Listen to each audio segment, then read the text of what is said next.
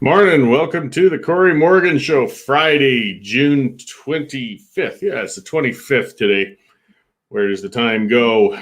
So I've got a good one today. I have Linda Slobodian coming on pretty soon.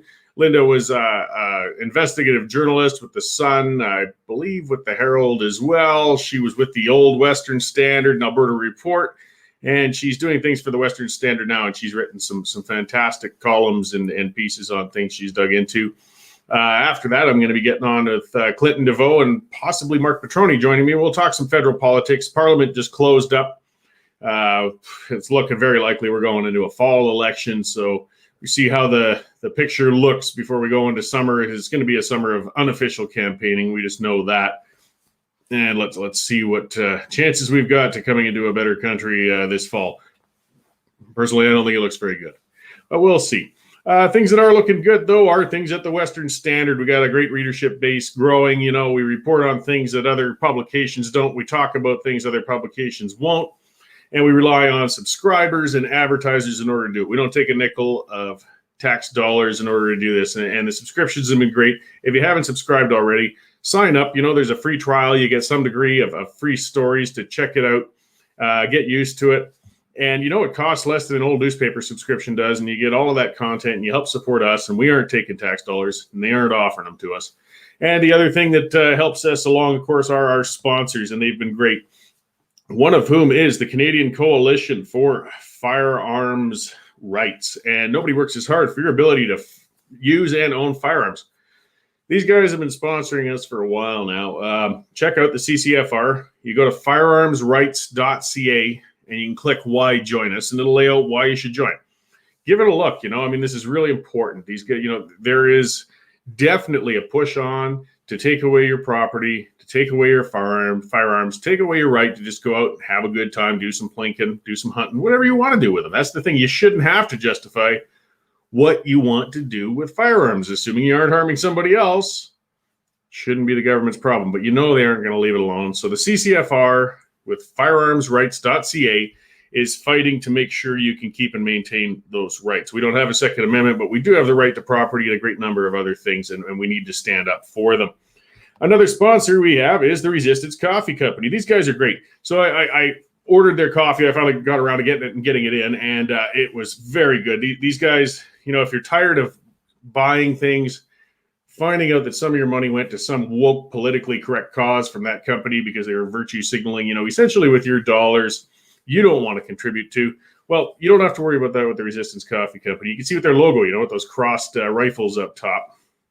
They give 10% of your purchases, but towards organizations that are fighting for your constitutional freedoms. If you go to resistancecoffee.com, you'll see all of the groups, such as the Justice Center for Constitutional Freedoms and others, that the Resistance Coffee Company donates to. And they'll give 10% of all your purchases to that. And if you go to resistancecoffee.com for your first purchase, if you put in Western Standard all in one word, you get 10% off your first order. So like 20% of your purchase right off the bat. You know, some's going to a good cause, some's coming off the price. And then, of course, they're sponsoring the Western Standard, which is great. And the coffee came in, and they got some great names. Like I said, I've talked about it before, you know, Liberal Tears and Black Gold and Defund the CBC. And I was thrilled, I got to admit, thrilled when I started with the Liberal Tears and made the coffee the other day. It was good. It was really good coffee. Like, hey, I'll stand up for our sponsors, you know, and we'll certainly promote them. But I was a little fearful, you know, what if their coffee's crap? I mean, I'll still say thank you for sponsoring us and everything else, but I couldn't, in good conscience, sit here and tell everybody, get it because the coffee tastes good. I'd have to focus on all the causes they support and everything. So I was very relieved the coffee is actually fantastic. So, you know, it's not like you're making a sacrifice to go to these guys and get their product and enjoy that coffee. It's just winning all around. You're getting good coffee.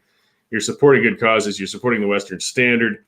And they're having some fun with it, you know, with some of those names and things like that. You know, so people got to lighten up a little bit. So I'm going to, yes, Claudette's pointing out a heat wave out there. And that's what I'll start on. You know, let's talk about the weather. It's not always about politics. Well, I'll always tie politics into it. That's my nature. But we're coming into a crazy hot week coming up. And it is actually something of serious concern. You know, we're going to get into the high 30s. Edmonton might hit 100 degrees. They've never been that hot before. And just like we like to wave off when Vancouver or Texas or anybody gets crippled when cold weather hits, oh my God, they hit -10 and they're freaking out. Well, it's all a matter of what you're actually geared for, what your infrastructure is equipped for, what your people are climatized for. So in a warm area, when they get hit with snow, it's a very, very serious thing. I mean, in Texas, some people died in that cold snap that hit them before. Now, up here in the north, I don't know what the percentage of homes are that have air conditioning, but a lot don't, because we usually say, we just need, it's only a couple of days a year that we got to worry about it. This heat wave that's coming up is going to be extended. It's going to be going for a week. Seniors, people with other health conditions, this could be very, very serious. So, just prepare, do what you can, find ways to cool your house down. The other things to worry about is those who can't take care of themselves. So, let's hope we don't hear any stories about, people who've left their children inadvertently in a car. If you come across a car and somebody's left their pets in it, not only should you just smash one window to get that pet out of there, make sure to smash every other one of those windows just for good measure, to make sure that they don't forget the next time that you don't live a living creature in that sort of heat. And, people, don't take your dog running on that hot pavement. If you want to do that, take them out in bare feet yourself so you could feel how it feels on your own feet. Dogs love you. They'll do whatever you ask them to. They won't complain. But they're going to be roasting and they're going to have a hard time and they're going to be breathing heavy. And, just watch it for yourself as well. If you were able to jog and run in the regular weather, don't assume that you can do it when it hits 38 degrees. It could be very, very dangerous for you, even if you think you're healthy all around. Anyway, so we're coming up on an interesting time. Now, to tie the politics into it, though, coming up on Canada Day, and it's still going to be quite hot, we are going to have Alberta opening up. The mask mandate's leaving. All of the regulations are leaving. Essentially, businesses can go to full capacity. You don't need those shields between you and all of that, except in some of Alberta's cities.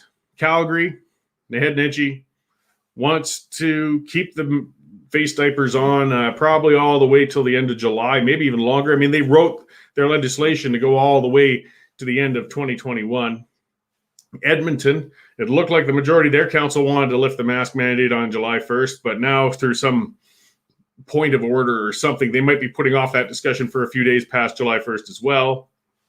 Lethbridge, same thing. All these left-wing woke, and that's the funny thing. You see, this is where it shows the political divide. It is left and right. Lefties love control. It has nothing to do with science. It has nothing to do with the infections. Edmonton had like 8 infections the other day. Out of, 1 million people? Alberta, we're getting perhaps one person out of 4.4 million a day dying from this. This is not a crisis anymore, people. We can start to lighten up. We can start to back off. The masks suck. I get tired of people saying, quit whining. It's just a mask. Well, I don't want to wear it. I don't like it. It's uncomfortable. It's dehumanizing. I can't see people's facial expressions. I can't give people the proper scowls that I like to give them or occasional smiles. I don't like breathing underneath them. And in that heat, it is going to be horrible. And I know people say you don't have to wear them outside. Well, it depends. If you're at a patio and you're going in to use the bathroom, it's just uncomfortable, it's miserable, and it's rotten. And not every business has air conditioning. We don't need the bloody things. And Nenchi and Ivison and Lethbridge, they're all keeping these mandates just to make a political point. They want to keep us miserable. They want to keep us under control. They want to make sure that Kenny, who has put out a lot of political capital on the best Alberta summer ever, they want to make sure that people don't have the best Alberta summer ever. They want it to be miserable. They want them to hopefully push their ire on Kenny. Well, don't. There's a lot of things to get upset with Kenny about. We do not give him an easy ride here at the Standard, that's for sure. But in lightening up with these mandates, he's doing the right thing. Support him. Don't get mad at him about that one. And get out there. So what I've been saying, and I've been putting out on Twitter, and it's true, get out there. There's all sorts of cities and towns and businesses around these cities that won't have the mask mandate. I say get out there and patronize them. All this nice weather, get out, check out Black Diamond, Turner Valley. Great shopping, great restaurants, pubs, brew pubs, a distillery, Airdrie. They've got all sorts of businesses. They're going to be fully open, unmasked. Drumheller, head down, hit the Badlands. Again, it's going to be hot. Be careful. Take lots of water, things like that. Check it out. Take your dollars out. And people say, why are you punishing Calgary businesses? I'm not. Nenchi is punishing Calgary businesses. That's what you've got to take into account. If you're going to go shopping for the day, you don't want that face diaper on all day, you can go to the Costco and the Sutina Reserve. You can go to the Costco at Okotoks or Cross Iron Mills.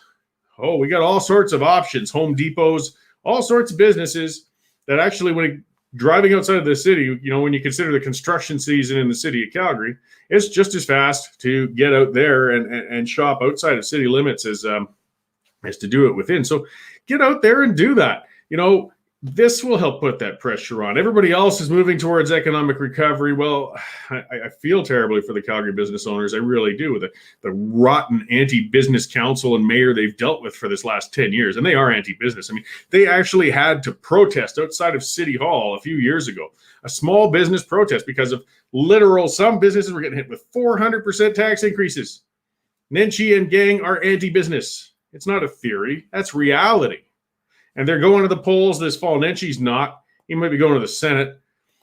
He might run for MP. He might even become the governor general. Who knows? He was too cowardly to actually run again. Farkas is breathing down his neck, so he took off. He's going to make it as miserable as he can for his last few months while he's in.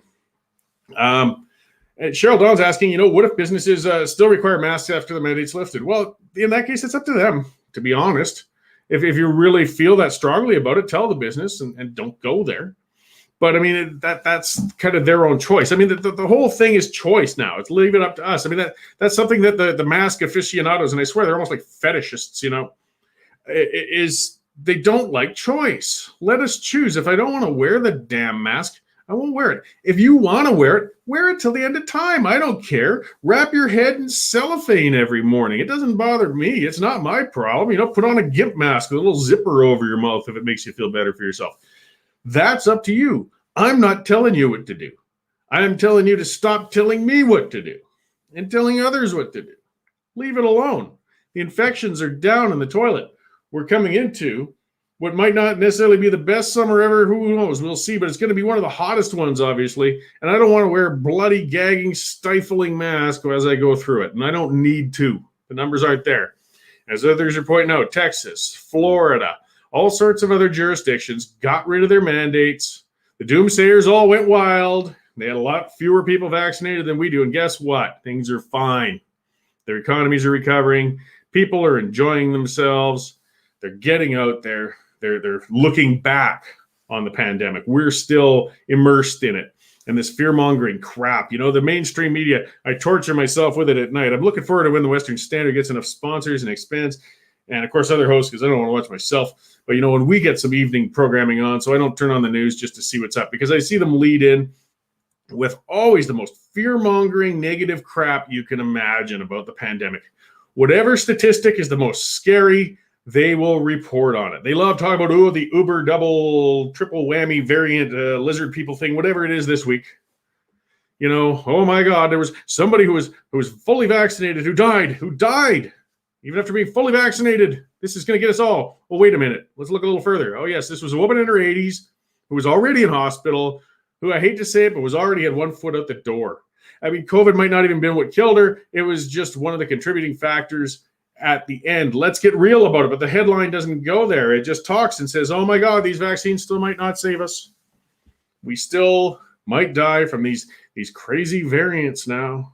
And now they can just create, and I'm not saying it's a myth, not so much create variants, but these variants will be there. We can just really hyperventilate and get worked up and about how dangerous they actually are and exaggerate. And it's not healthy. We've got to move on. One of the things, again, I'll give Jason Kenney a little credit for as he's talked about this. I notice every time he speaks, and it's true.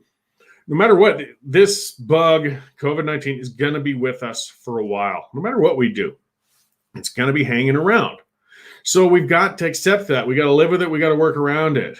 And the zero risk cult, and that's what I'm getting to the point of. I'm calling them the zero risk cult. There's people who seem to feel that until this virus is completely eliminated, we can't back off on all these restrictions. As we see inflation taking off, as we see businesses going broke, as we see unemployment rising through the roof, I think I could have it wrong, but I heard it on the radio.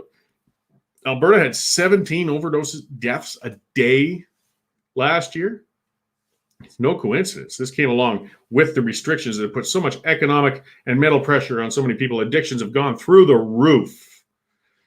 There's a cost to these restrictions. That's the other thing that the mainstream media and the controlling politicians and the others just don't want to address. When we talk about things, we've got to talk about cost benefit. And the benefit of these restrictions is questionable at this point, but the costs, they never talk about that. And those costs are high. They're business costs. They are physical costs. They are making people sick mentally, physically, shut-ins. I mean, seniors who have been imprisoned for the last year and change, they haven't been able to see their extended family. My grandmother is 101 years old, might be 102 in August if she makes it there. She's not somebody that she's doing great for somebody that age, but she's not going to get on a Zoom meeting. You can't, meet with people that way. I haven't seen my mother in person in over a year. The American border, everybody's freaking out. This one I don't get too. I mean, come on. We're no better or worse on either side of this bloody border of the United States and Canada at this point. Just open it up. Businesses on each side of the border are dying. Our two countries, the United States and Canada, are heavily integrated with people, families, businesses, trade. And we're still stuck in this environment of fear. We won't open anything up. Time to tell the doomsayers to go to hell. If you're that scared, crawl into your basement and wait it out. But we've got to get on with living, guys. Boy, here's a scary thought. 2 more months from now, and the leaves are turning yellow up here. Yeah, we don't have much time to get out and enjoy this summer. So we can't drag out this reopening any longer. Let's get on with it. And as I said with others, get out there. And you know what? When you're out in Canada Day, having fun, going to different locations, shopping maskless, and post that. Make sure, take pictures, post them on Twitter, post them on Facebook, show people, hey, I left these idiots, from the city of Calgary, not the idiots living in it, though the Calgary has many living in it. I don't want to mock all of them, but that city council is something else. And I'm taking my dollars to businesses outside of there, and I'm enjoying myself. I'm having fun, living like a normal human being like we used to. Not so long ago, it seems. Well, it's been a long time now, hasn't it? We've got this pandemic on the run. We've got to start lightening up. We've got to start moving along. Linda seems a little delayed. I'll talk about a couple of the columns she's gotten into. They've been very interesting. Something that slid under the radar, speaking of things that the Western Standard covers. Who's that saying too much resistant coffee this morning? There's never too much coffee. Come on, it gets me good and worked up. Somebody's commenting on the Western Standard there. It's good to know they're watching me at least. It's not just my mom. But no, it helps keep the blood pressure up, keeps the ranting going. And you got to remember to hydrate, right? This is hot weather coming along. Hydrate.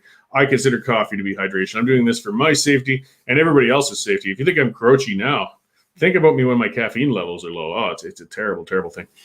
So getting back to Linda Slobodian here, I believe. So if somebody from the Standard is watching this, actually, I see a call coming in from Manitoba. I can't take a call right now. I imagine it's her. If you could get a hold of Linda and let her know how to log in, I imagine she's having login problems. Just some of the challenges of a live show, I'm afraid. I did send the link, and somebody with the Western Standard access to this can get on StreamYard and send Linda another link, perhaps. In the meantime, yes, live show challenges. Linda wrote a piece on the Alberta NDP because they had their convention quietly, and not a lot of people were, paying attention to it because really, who wants to, aside from other socialists?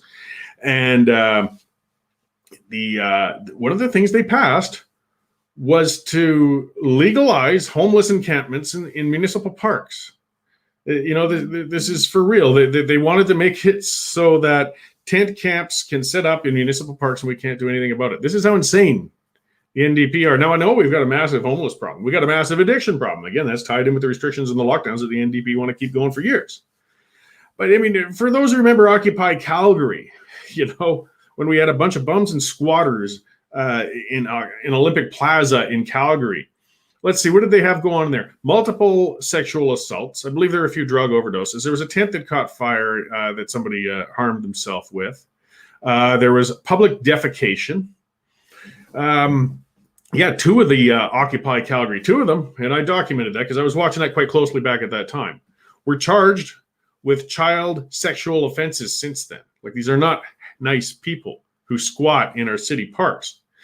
We've seen that all over North America. When you get these large homeless encampments going on, they aren't trouble-free. This isn't something where they can just live without problems. These turn into hellholes. They turn into dystopian nightmares, and they take up our park space. I mean, we can't visit them safely. We can't enjoy ourselves at these spaces that we pay for because they're full of addicted homeless people who have mental health issues. If we want to address homeless people, we want to address addiction. Absolutely. Let's get out there. Let's get more treatment. Let's get more mental health facilities. I mean, the deinstitutionalization, that's a whole show in itself.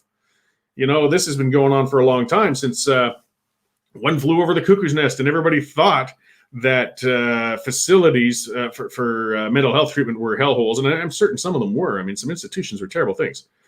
But it made this trend that we always, just no matter what, have to try our hardest to get people into community living, get them out of the institutions, get them onto the streets. Well, a hard reality some people have to face is some people need secure facilities. They can't take care of themselves. And that's our obligation as compassionate conservatives. We take care of those who can't take care of themselves, not the ones who won't, but the ones who can't. And a lot of people with mental health challenges can't take care of themselves. And they were actually better off contained. And I'm not talking about in prison necessarily, but they don't have to be horrible facilities, and there can still be treatment, and it doesn't have to be interminable. Hopefully we can get them out of there. But right now the trend is to put them out, and what happens? Well, often they self-medicate, which means taking things like fentanyl, meth, other things, because they're dealing with mental health issues, and then they feel better when they take some sort of substances to cope with it. And the other thing is they can't maintain a job, they can't maintain a home, and they end up on the streets. The NDP solution, let's let them tent in our parks. Okay, guys, that's not a solution. I mean, we agree there's a problem, but it's absurd and ridiculous to say that we should set up these shanty towns and tent cities in our city parks.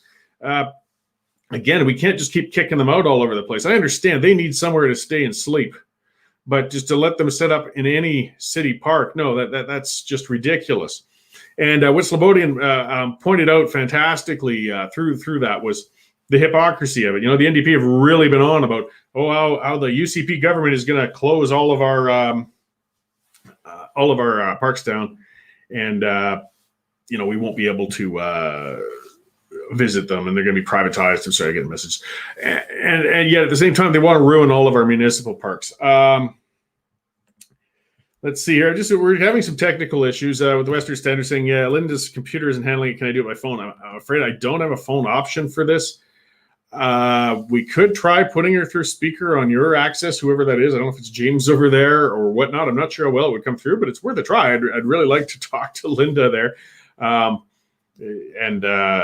see if we can get her through, because she did write a great piece on something I'd really like to expand on a bit more if we can get her on. If not, perhaps we'll try and get Linda another time, but I'll have to babble for another half hour here to try and keep people entertained, because I do have Clinton coming on and Mark Petroni in a little while, and I don't have a good enough script. Well, I can always ramble for quite a while, but to keep going for half an hour. One of the things, so what Linda Slobodian also wrote about, though, and I can start setting this up, is doctor suppression. And again, go to westernstandardonline.com. These articles, these columns, they're up there. And this is a trend that's really been happening. I mean, we got some groupthink going on among the medical community. They have one version of what's supposed to be happening, and they will shout down and stomp down professional associations, organizations, any medical professionals who speak up and question what is supposed to be the orthodox approach to the pandemic. So if there's any medical professionals who are questioning adverse vaccine reactions, they're not supposed to utter a peep to the outside world about this. The secretive hospitals, I mean, come on, there's concerns. People are worried.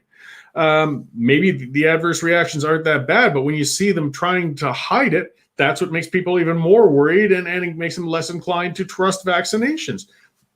The system's not doing itself any favors here. And Linda wrote about that. She'd spoken with some doctors.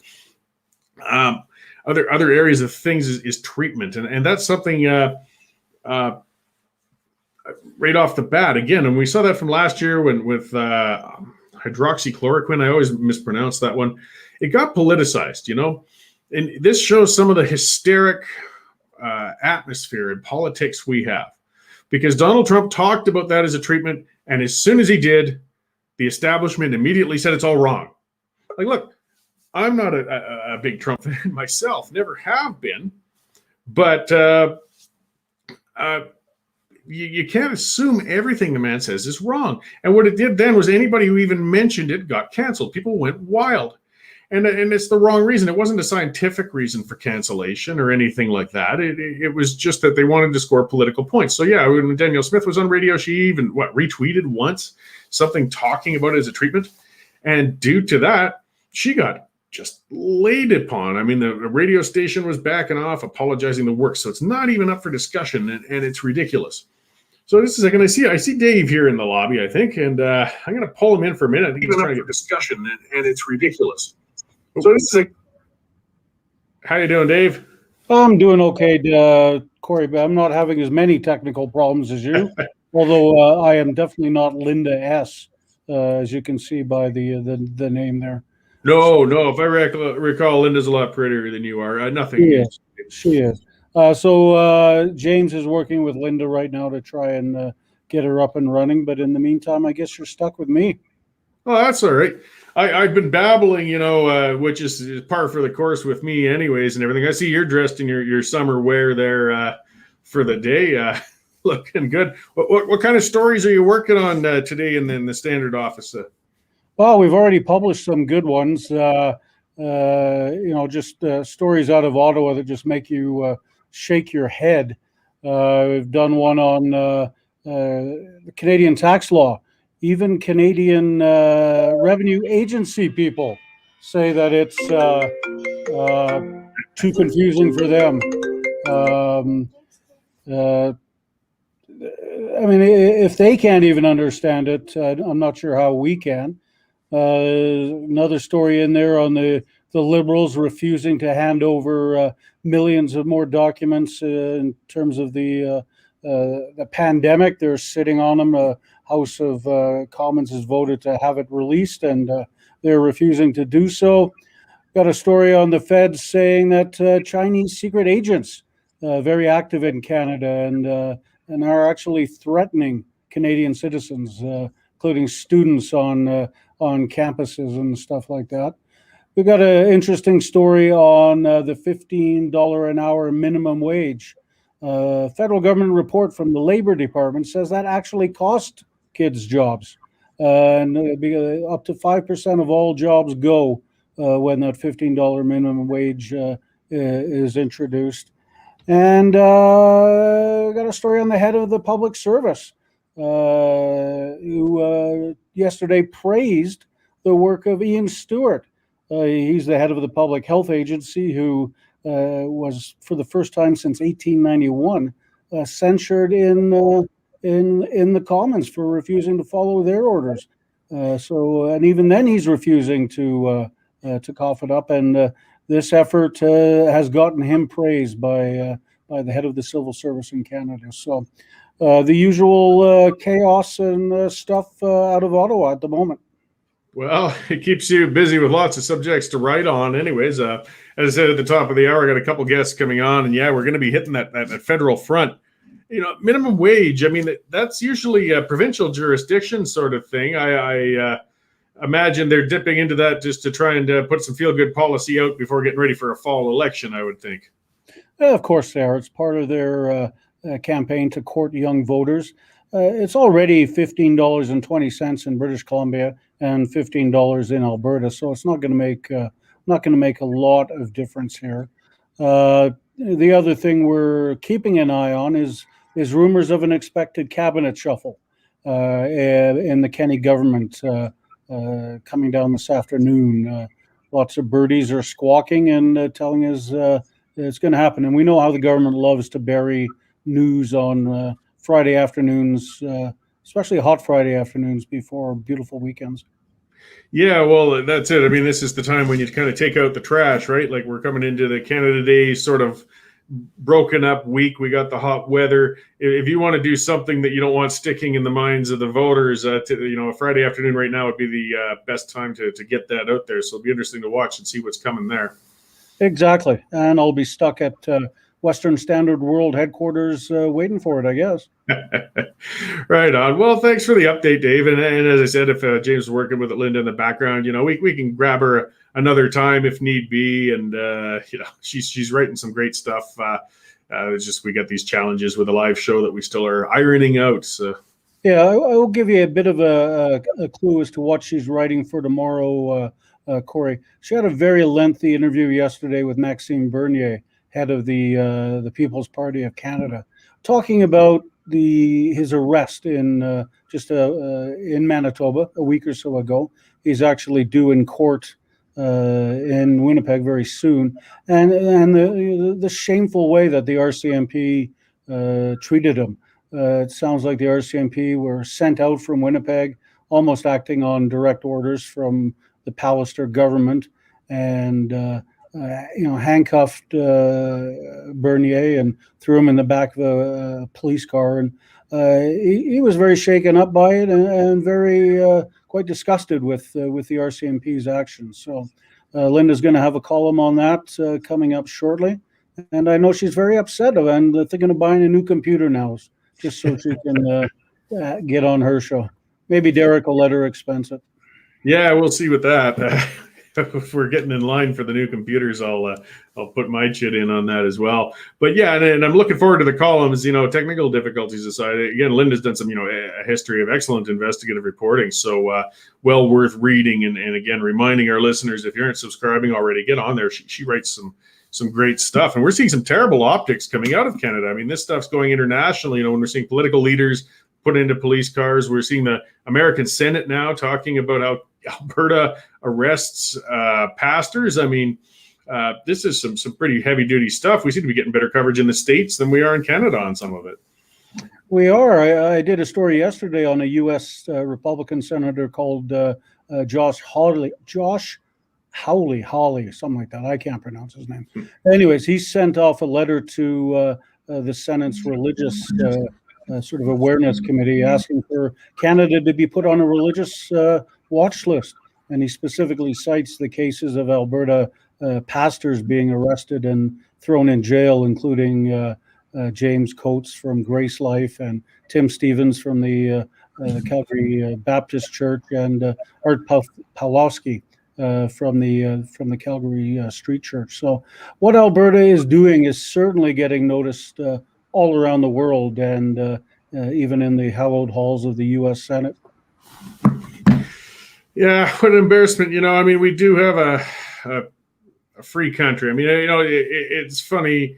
I mean, a lot of people like talking about how we're in a dictatorship and things. I mean, we got increasing authoritarianism without doubt, but for the most part, we still have a lot of freedoms and everything, but we can sure see how the authoritarians creep in, incrementally. I mean, little by little, they do these things, and we kind of passively let them go. I wonder if we're ever going to hit a tipping point where people, aside from a small minority, will actually start pushing back. It may take a while, Cory. As you know, once the government gets the power, they're very, very hesitant to give them back. And you've seen with the slowness of the pandemic reopening, some examples there. So, the Nenshi mask ban continuing in Calgary is a good example. So I think Canadians have to be really on guard for protecting their rights, constitutional rights, and just to make sure that governments don't take them away, because if they can, they will. You forever have to be vigilant. Well, thanks for popping in. And I went back and forth with James. I think we're probably going to get Linda in on Monday, and it'll be interesting. Again, she's never been on the show before, so it's kind of one of those things you don't find out if your stuff isn't compatible with the format until you try it out. So we'll get her on. It'll be interesting enough at the time, I'm sure. It will be, Cory. You have yourself a great weekend drinking that coffee. Yeah, thanks, Dave. I'll talk to you later. Let's see. Ron here says, you guys are tiresome. Well, Ron, don't let the door hit your virtual ass on the way out. I'm sorry if I haven't hit your entertainment standard for today. So, but comments are still welcome, even the ones like that. That's part of why I enjoy Twitter. I don't exactly go on there to have nice exchanges with everybody all the time when I'm chatting. Sometimes they can be tiresome.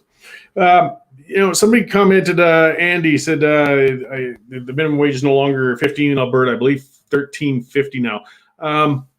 I think there was something changed so that minors or certain roles could be under 15, but for the most part, I think for anybody of age and who's not a student or whatnot, it's still $15 an hour. And since it looks like we'll get Linda on Monday, I'll just kind of keep going. And by all means, if people want to comment and bring up subjects for us to keep talking about, we'll keep talking.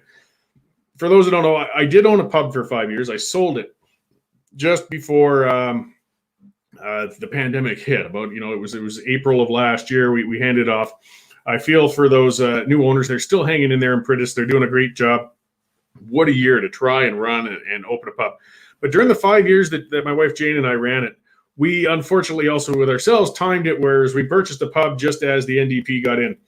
And they started those incremental minimum wage increases that were hitting us. And it's the hospitality industry that gets hit the hardest when these minimum wages increases come in.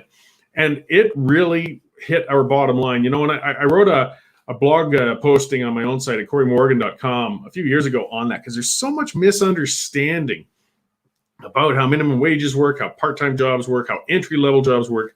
And of course, there's a lot of that politics of envy, politics of the left, that assumption that all these restaurant owners are rich and they're taking advantage of labor and they're stepping on the little guy and all the usual, socialist chatter.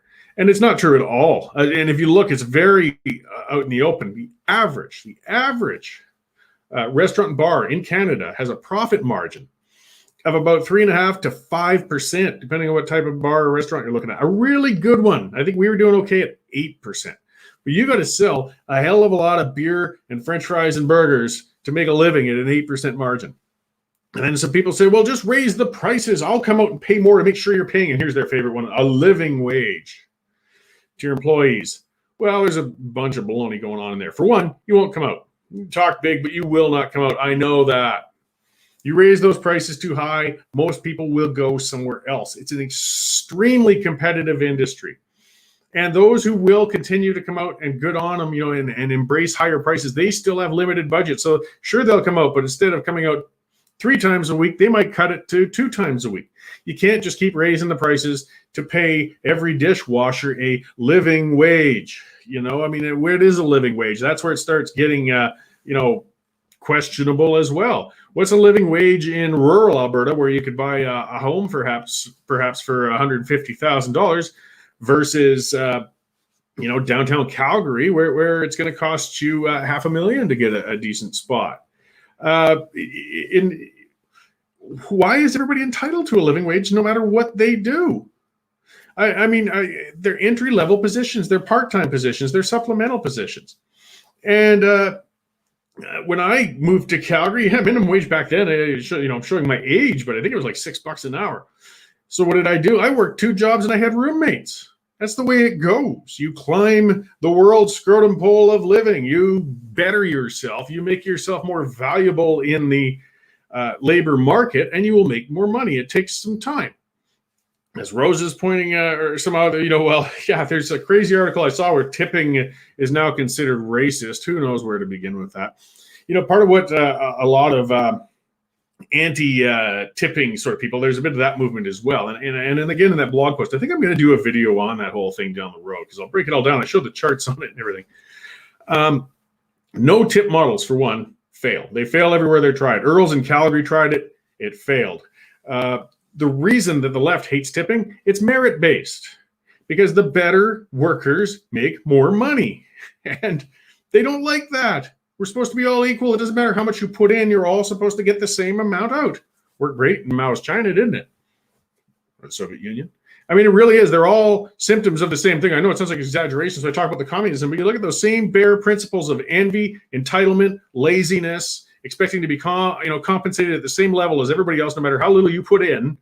Yeah, that's all the mindset that brings about socialism, communist states, and they always fail. And that's why things like tipping bug them.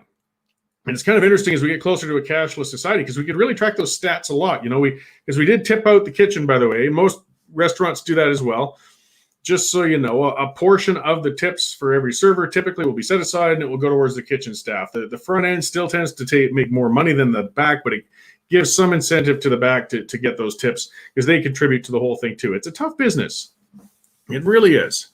And you would see some servers who were really good, and I'm talking they will make 50%, 30% more in a night than other servers. They're just that good. It's part of their table attitude, the speediness, their personalities. When I was bartending, I was a grumpy bugger. I mean, hey, my service was always adequate. You'd get your drink quickly and responsibly and such, but my tips would be lower than some of the others just because if people want a smiling social experience, I wasn't necessarily the best person for that job. That's fine. That's the way it goes. Maybe I should have learned to be more perky if I wanted to make better tips. In the kitchen, where I ended up spending a heck of a lot more of my time, it's a tough job. A line cook is a bloody tough job. It's hot, it's stressful, and it doesn't pay a lot. Realistically, it can't. To give this living wage they keep talking about with that, we would bankrupt ourselves. So again, I'm working on a 5 to 8% margin here. I would love to pay my cook $30 an hour when you get a great one. And they all got paid more than minimum wage in my pub, but it still wasn't a heck of a lot of money. We just can't do it. It's the nature of the industry. And the other thing is, too, it's not a highly skilled job. I'm sorry, but a bright person can be adequate. I mean, certainly there are some very good line cooks versus some bad ones, but you can get somebody adequately working on the line with a week worth of training. We're not talking about physicians here, guys. These are starting positions. And if a person wants to work up and become a kitchen manager and so on, they can make more money. So the ridiculousness, the shallowness, I don't know how many studies, how many times it's been proven that minimum wages don't make anybody richer in the long run. They still keep pushing for that. So the Liberal government looks like they're going to use that, though, for a bone to try and push ahead. When I wrote that post, I looked up, though, there were a bunch of these living wage restaurants all over the states that were opening. It was a little trendy for a bit. You know what? They all failed. Every one of them. I couldn't find one that made it more than a year. I found another one that talked about, and they opened a couple of branches where people pay what they feel was appropriate. They say, you pay what you think you should for this meal when you come in. Again, the pure socialists, the naivety they have. The ones that say, we will come in and pay more. They went broke.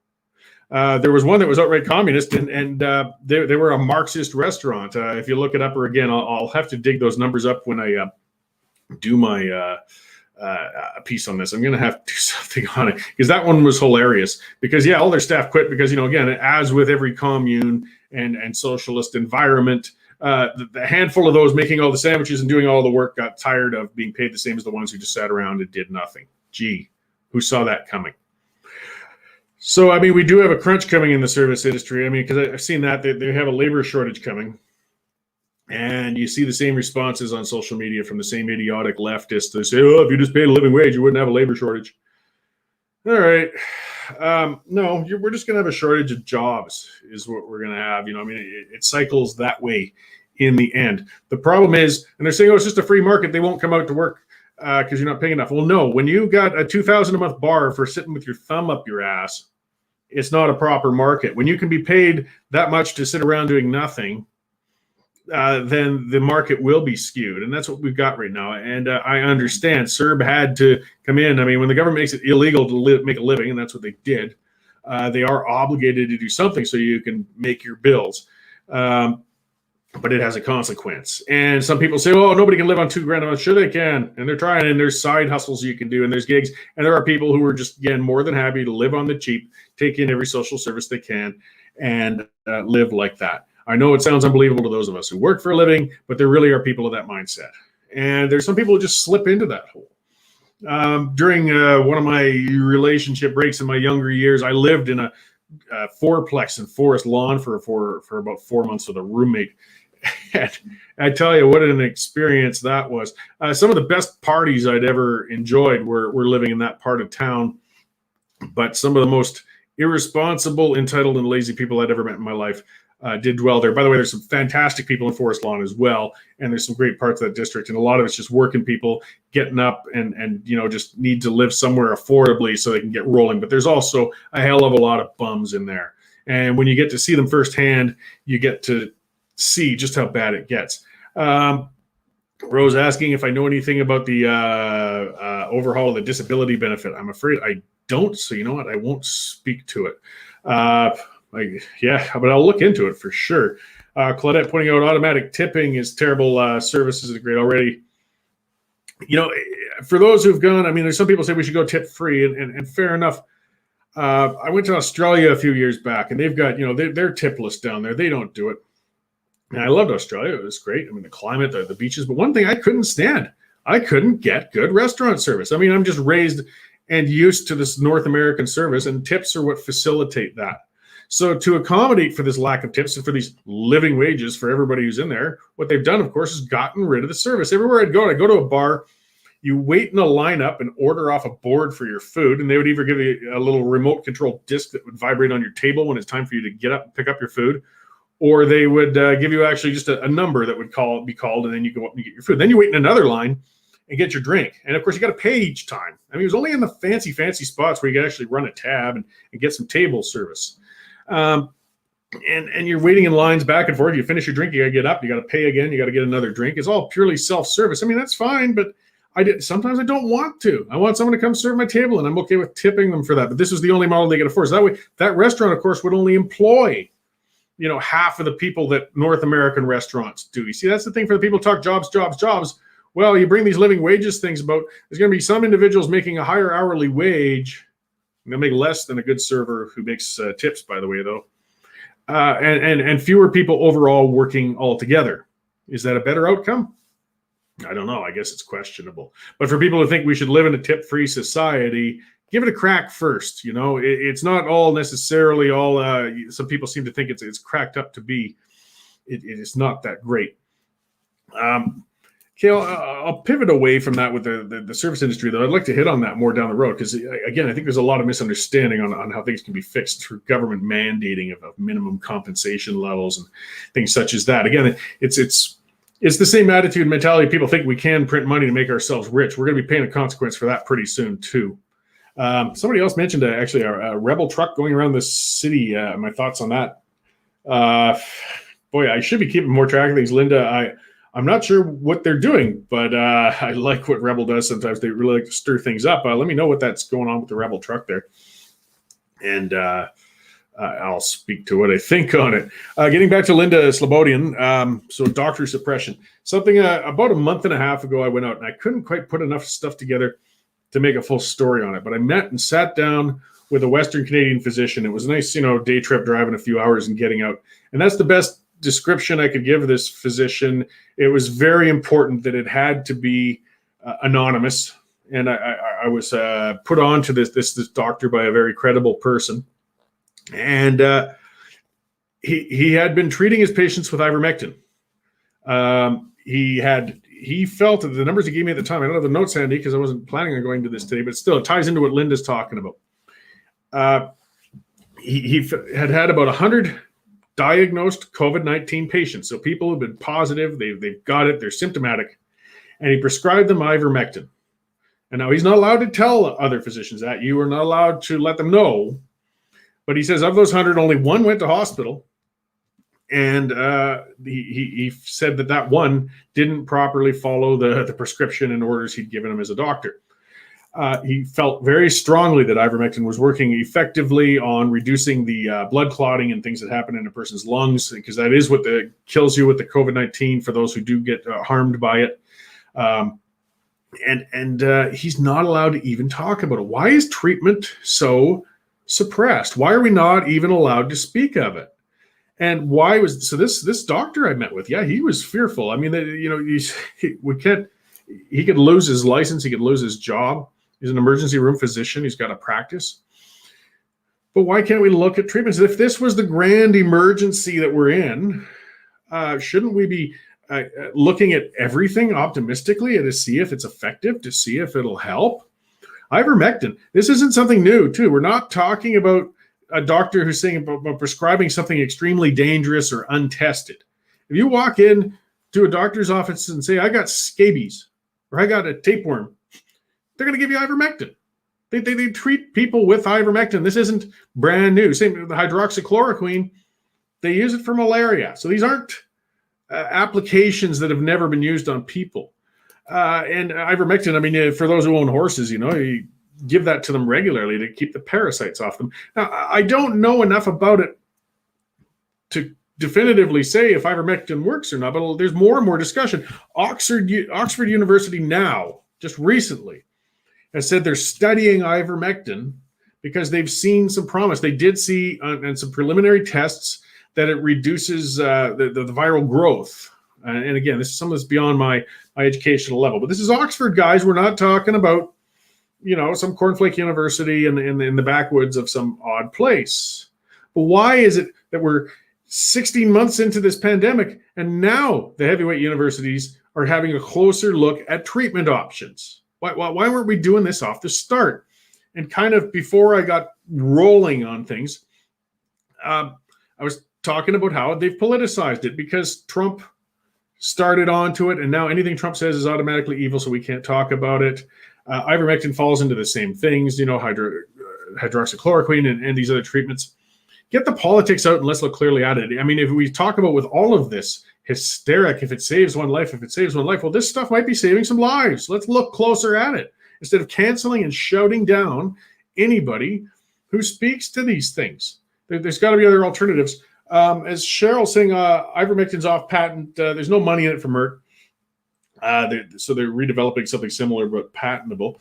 I can believe it. One of the things that the physician did tell me as well, though, which is interesting, and again, it gets more deeply out of my depth to a degree, but it was interesting to speak to a professional on these things, was that, of course, the reason that the vaccinations got through with such short testing is because it was considered an international health emergency, right? Like this was an outstanding circumstance, and we had to set aside some of the regular regulations and steps in order to have a health emergency. One of the, apparently the requirements to have that kind of emergency, though, is that whatever this infection is has to be untreatable. If the infection is treatable, then you can't justify putting a vaccine out without full testing. So if ivermectin or something else proved to actually be an effective treatment, then they would no longer have the case to fast track the vaccinations. And we got a lot of billions and billions of dollars from a lot of countries going into a lot of companies to produce these vaccines. And if suddenly it turned out that they no longer could put them out and give them to people because an effective treatment was found, there's going to be a lot of very upset companies, investors, and other individuals. That was how it was explained to me. Sort of makes a little sense. Again, and I'm not going to go into the depth of whether the vaccines are effective or whether they're too dangerous or a lot of things. There's a lot of questions and there's a lot of mistrust. I mean, even the most optimistic person about vaccines, I do understand. I would rather this had been tested for a good number of years before we're giving it to people. The only justification to get it into people's arms before testing it for some years is that the emergency is so dire that you have to do it for fear of making things becoming much, much worse. So if hydroxychloroquine or ivermectin or whatever else turned out to be effective treatment, so if a person gets sick with it, say, we can save your life if you take this stuff, well, then we could let this pandemic run its course and treat the vulnerable. We've got a whole lot of questions, and there's going to be a whole lot of hindsight going forward to try and figure out what the hell happened and what is happening. But this suppression of doctors is really concerning, and nurses and other health professionals. We need to see what's happening in our health institutions. I know there's a lot of myths, a lot of misinformation that comes, and a lot of conspiracy theories and things. But you know what? When you're secretive, that's how you feed them. When you do gag medical professionals, when you gag people on the front lines, that feeds conspiracy theories. When people see a void, somebody will make something up to fill it, and it won't necessarily always be accurate. The cure for that is transparency. Let's see what's going on. Stop gagging doctors. Stop gagging nurses. Let's talk about it. So Sylvia's saying, so I was asking about that rebel sign. They're going around with a Shame on Shandro digital billboard with clips of the arrests of the pastors and audio of the kids crying. And it's epic to see, apparently. Rebel does what Rebel will, and they get their message out there, So I like that sort of thing. It's just like with the Taxpayers Federation when they had the ticking debt clock going along. These optics, these visuals, they help get the messaging out there. So it's interesting to see what Rebel's up to. They're stirring the pot. Shandro, as a health minister, even before the pandemic, was certainly getting in a lot of trouble and a lot of controversy. as the rumors are that there might be a cabinet shuffle coming up. As I was saying with Dave, now's the time. Politically, when you want to do it, when you see something coming out on a Friday afternoon, it's not going to be pretty. It's something the government wants to get done quickly and get out of people's minds. So, yeah, today will be the day to watch not only the UCP, but the Liberal government or anybody else, or even companies. If you want to put out a press release, something you have to kind of tear off a Band-Aid, but you don't really want to go farther into it. Fridays in summer are your friend, particularly before a long weekend. Yes, a lot of CDC talking about side effects and things with vaccinations.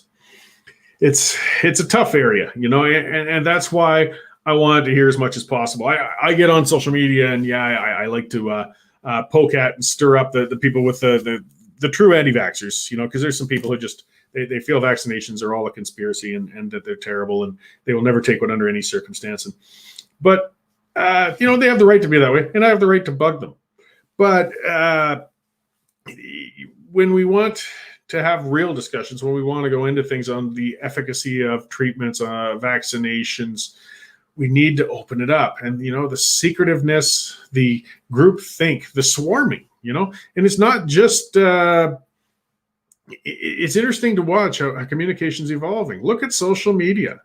Look at how when somebody speaks up, if they speak into the wrong thing, the bots on Twitter that will just come in and attack. Oh, once in a while, you can see it.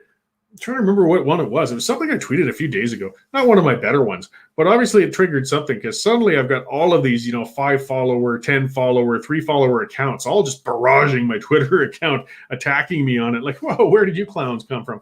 Well, the reality is, there's people who have bot farms and they do that. And we see that it's another form of suppression of discussion. And if you hit the wrong subject, they will trigger their little bot farms and shut things up. Things won't. They don't want to hear. They can gag it. So I'm going to take a very short break. I'll put up the countdown timer there for a moment.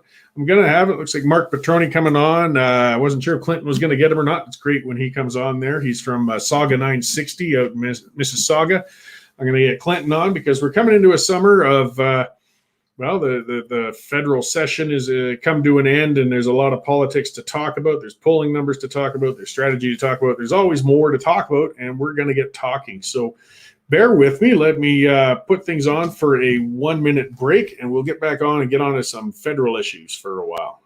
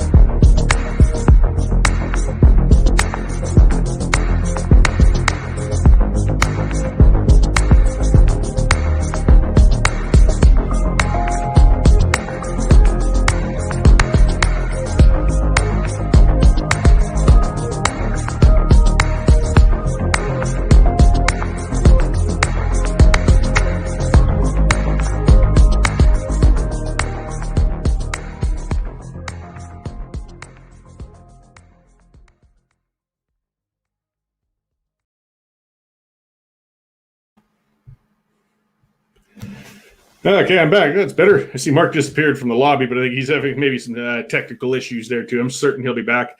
As Teresa's saying, she loves Mark. Yeah, Mark gets on some fantastic rants as well. And I do like getting Clinton and Mark on, because you get an Ontario view, you get a Nova Scotia view. We're pretty Alberta-centric around here. And it's important to hear what the other parts of the country are thinking. I mean, realistically, there's a lot more love for Trudeau than we like to think. And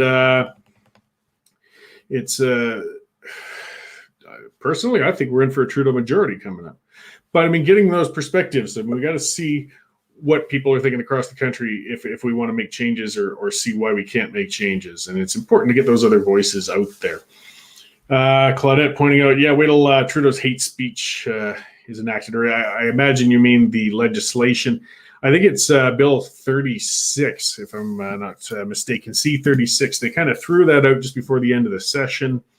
it's sort of bringing back Section 13 of the Human Rights Act to criminalize speech that's considered hateful. It's a very frightening affront on free speech, actually, and it's probably not going to pass before the next election, but it shows what they're going to be campaigning on. And the platform we're going to be in for, well, those are always that way, but a very heated and odious fall election, I suspect. What do we got here? If governments don't want people to believe that vaccines are conspiracy, they should be more transparent, open, and honest. Absolutely. And that just applies to everything. If they would just quit being so stubborn and hiding from us information and trying to gag other views rather than debate them, I think people will be more inclined to believe them when things come along. So, okay, we will get on. I believe everybody's just about set up here. I see Mark playing with the camera angles and Clinton back there. So let's pull them in here and get those cross-Canadian views going on. Hey, Clinton, how you doing?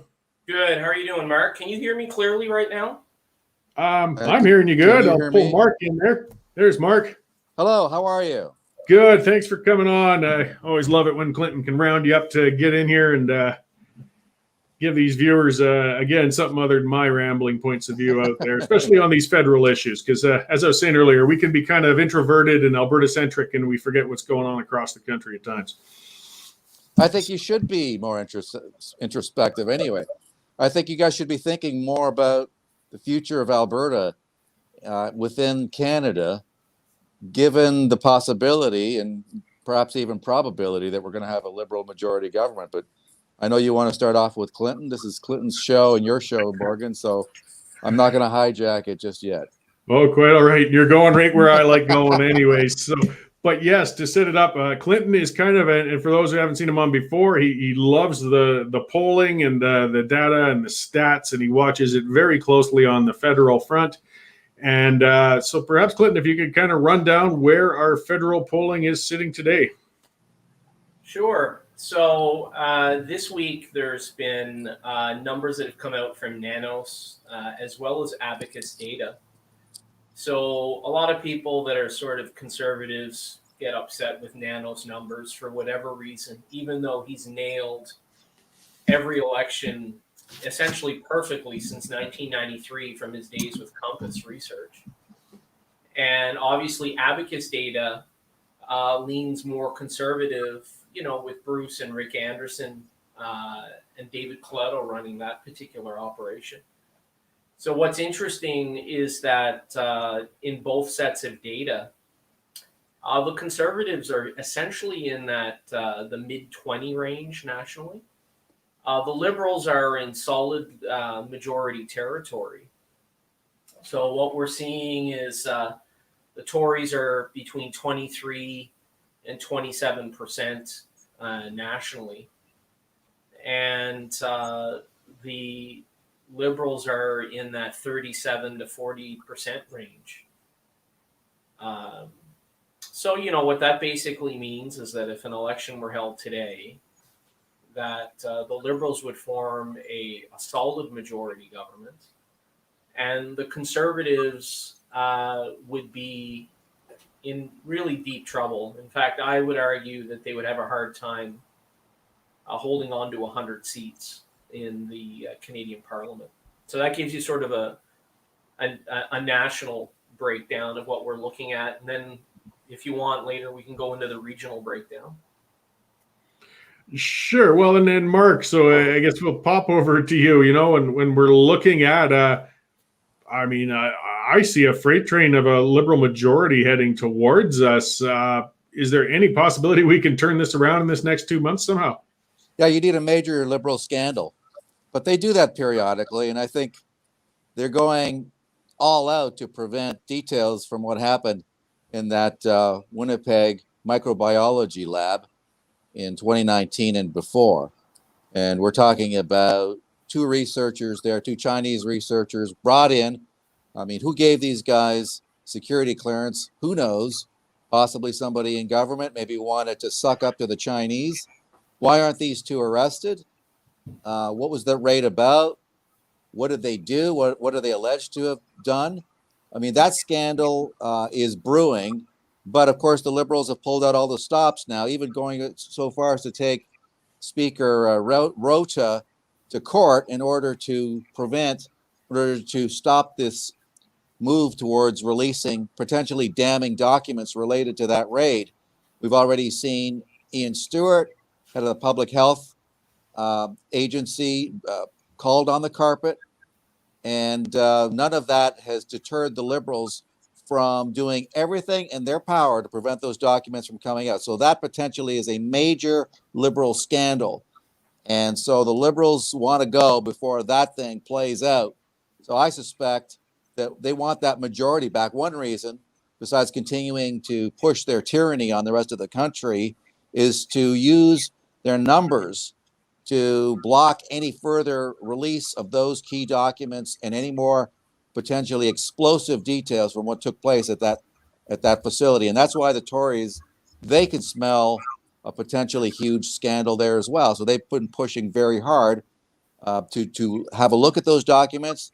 To be fair to the NDP, they've done the same thing. They've been involved in trying to find out exactly what happened there and why.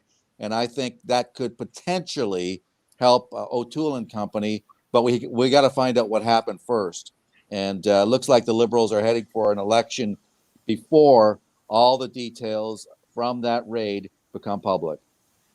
Yeah, well, and the Liberals, I guess you could say the liking of the Liberals, the support for the Liberals just remains strong in central Canada and parts of the East. But the other thing is, I'll get Clinton to go into some of the regional things. Conservative support, it has to be noted, is extremely weak, particularly in the Western strongholds. I mean, not only do people need to get sour on the Liberals, they got to fall back in love with the Conservatives somehow, and it's not looking very good for O'Toole out in the prairies. Yeah, so to your point, Cory, if we look at Western Canada, where Conservatives like to often sort of brag about as being the heartland of conservatism and how the East is bad and that kind of thing, what we actually find, in fact, is that in British Columbia, it's a three-way race with the Conservatives in third place.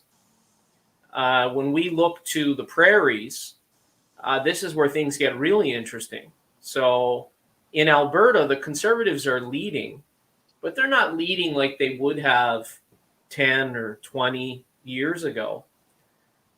They're currently at 39% in Alberta federally, and the Liberals are at 34%.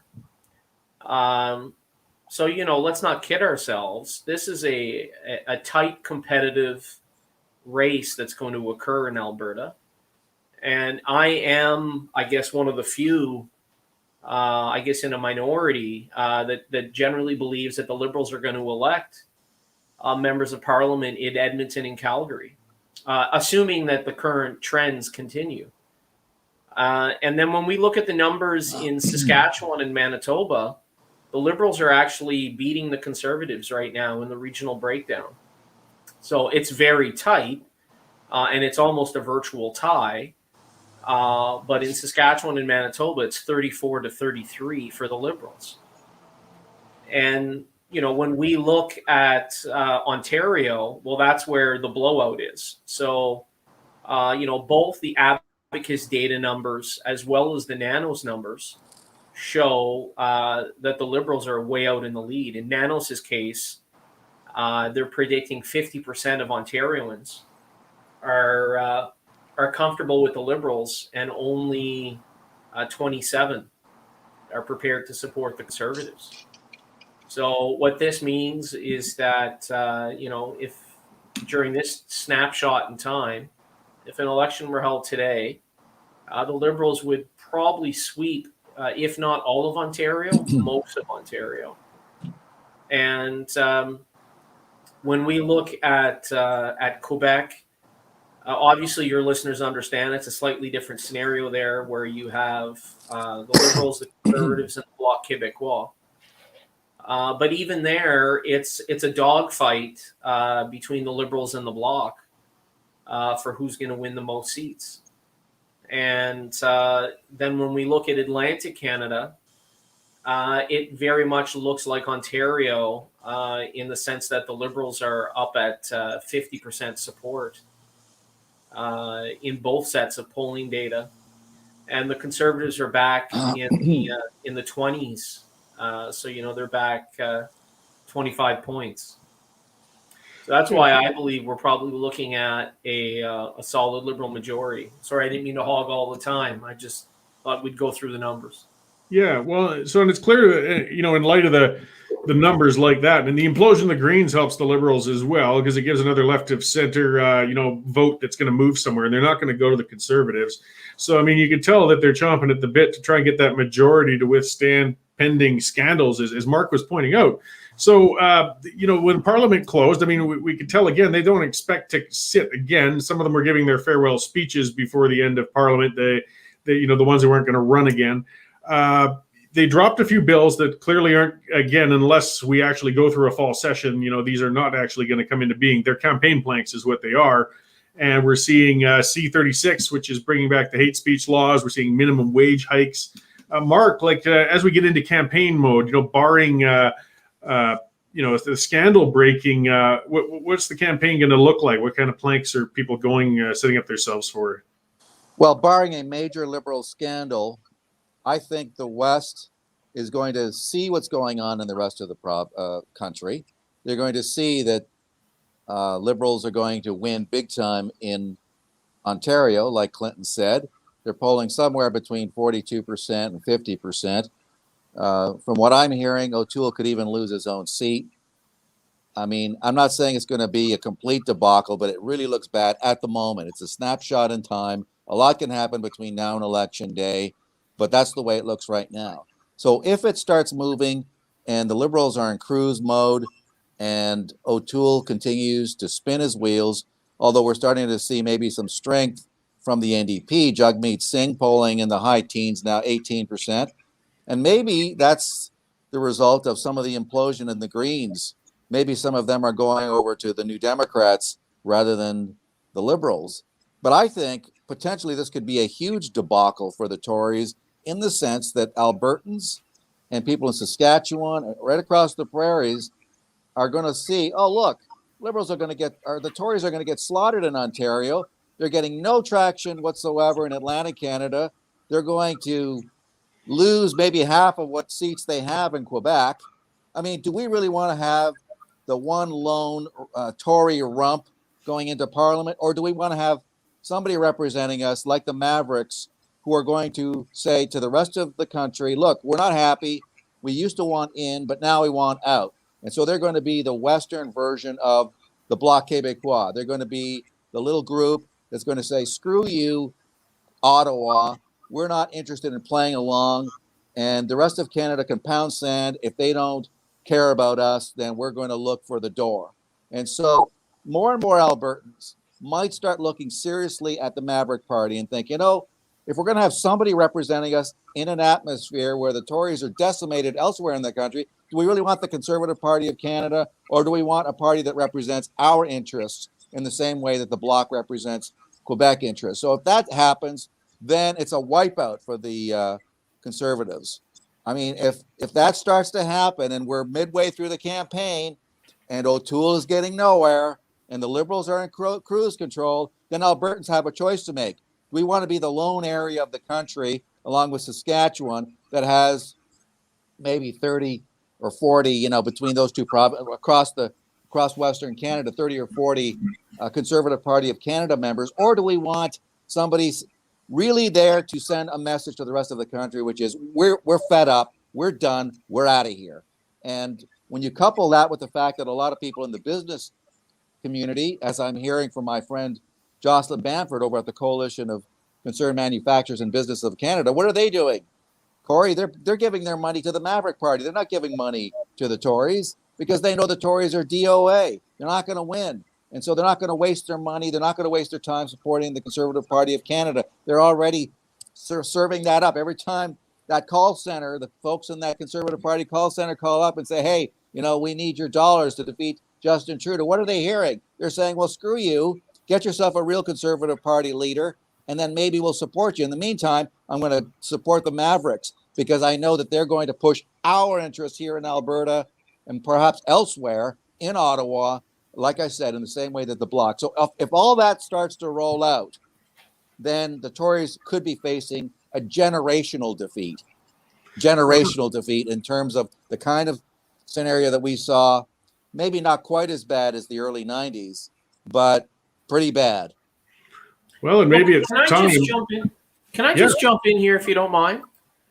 So a couple of things that Mark has brought up. I mean, and this is not an endorsement, by the way, but he is correct that the Maverick Party does appear to be gaining some sort of organizational strength. I mean, they are showing up in a series of polls,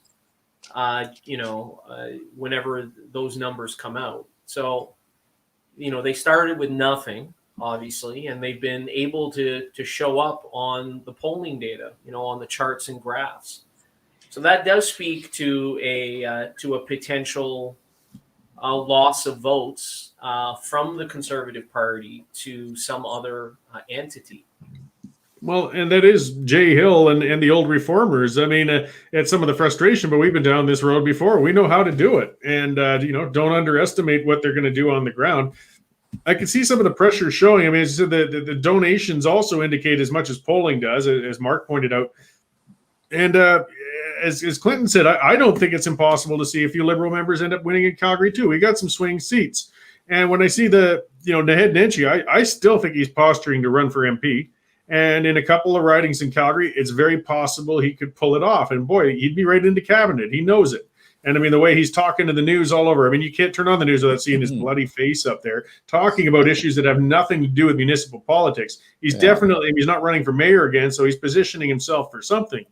And then the other thing that was telling was Michelle Rempel, for example, who I love. And I've thought she's been great up there and taking advantage of social media and just being a good modern face of conservatism, putting out a debasing social justice tweet, essentially apologizing for being white. What are you doing? I mean, are you guys in panic that you feel that you've got to swing hard left in order to keep your Calgary seats? Because she's in a tight one in Calgary. That's a difficult one. I want to add something else to this that I think. Can you hear me by any chance? Yeah, you're coming a little low, but you're still. We can hear you. Okay, perfect. Let me just adjust my mic some more here. Then I apologize. No problem. So look, one of the things I want to point out is that there's another angle to this that I think could make some of your listeners uncomfortable. But it's something that I've been grappling with. And maybe conservatism as it's currently constructed in Canada is not necessarily a winning game anymore. And the reason I argue this is because if we look at Alberta, for example, the so-called heartland of Canadian conservatism, to me, when I look at the polling data at the provincial level, and I'm by no means an expert on Alberta provincial politics, but it looks to me like the New Democratic Party of Rachel Notley is well positioned to most likely win another majority government. And if we look at the mayoralty races in Calgary and Edmonton in recent years, we have seen Mayor Nenshi in Calgary and Mayor, I believe it's Iveson, in Edmonton, that have had politically very successful careers. And when we combine that with the federal outlook of Liberals member of parliaments being elected in Calgary and Edmonton, and a New Democrat federally being elected in Edmonton, Strathcona, perhaps the culture, the political culture has changed in such a way that conservatism as Canadians sort of know it, perhaps it's run its course in Alberta as it's currently constructed. And that might be something for pollsters to examine and for strategists to think about. But I do think it's important to examine what's happening municipally and provincially, as well as federally, to kind of get a better understanding of how regions and provinces and cities are changing across the country. Well, there's definitely some flux going on. I mean, the possibility for Notley to get in isn't so much that conservatism has collapsed and that Notley's popular. It's that the UCP is doing a piss poor job and losing support, and they've been split 4 different ways now. But I mean, again, that does mean that, I mean, for one conservative group or movement to get it together and get a large enough group of people together to make a change, they've got to change their strategies somehow, because this isn't working. And the loathing, I mean, we're seeing NDP doing strongly in Alberta federally as well. But I think, again, that's just because, I mean, Liberal is still poison out here to most of us. We have no use for it. But as Mark's talking about too, though, this could be a turning point. And as some of the callers or commenters are saying on here as well, we're at a point where maybe we want to see a Liberal majority because we want to get this band going. Let's get the separatism going. We beat our head on this wall long enough. It's time to get out. I mean, conservatism won't take hold anywhere else in the country, but we've still got a foothold here.